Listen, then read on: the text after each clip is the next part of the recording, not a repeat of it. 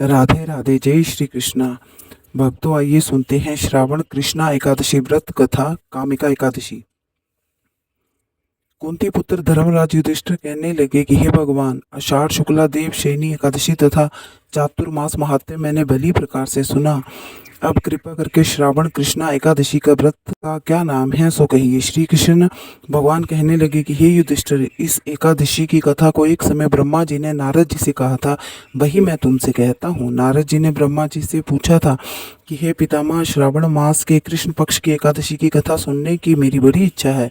उसका क्या नाम है, क्या विधि है और उसका क्या महत्व है, सो कृपा करके कहिए। नारद जी के ये वचन सुनकर ब्रह्मा जी ने कहा कि हे नारद, लोगों के हित के लिए तुमने बहुत सुंदर प्रश्न किया है।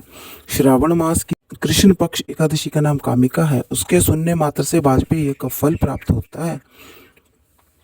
इस दिन शंख चक्र गदाधारी विष्णु भगवान का पूजन होता है, जिसका नाम श्रीधर, हरि, विष्णु, माधव तथा मधुसूदन है। उनकी पूजा करने से जो फल प्राप्त होता है सो सुनो।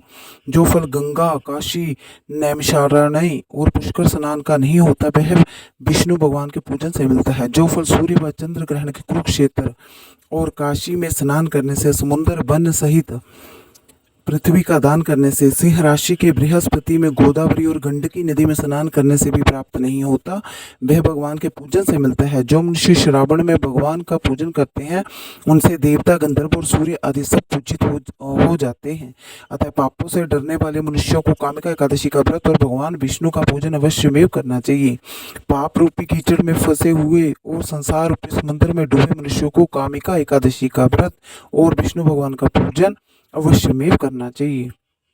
इससे बढ़कर पापों के नाश का कोई उपाय नहीं है। हे नारद, स्वयं भगवान ने यही कहा है कि कामिका व्रत से जीव कुयोनि को प्राप्त नहीं होता।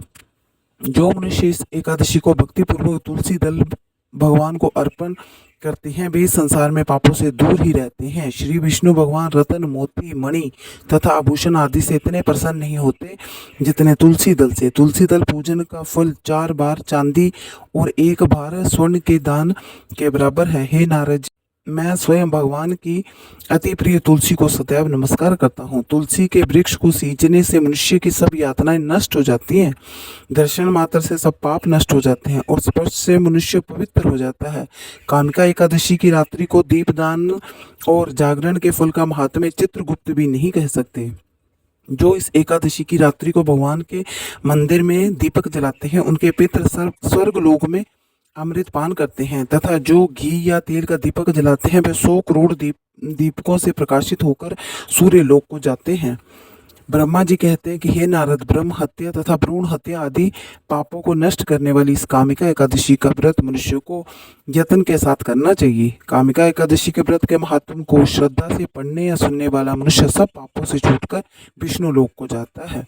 ओम नमो विष्णुवे नमो नमः।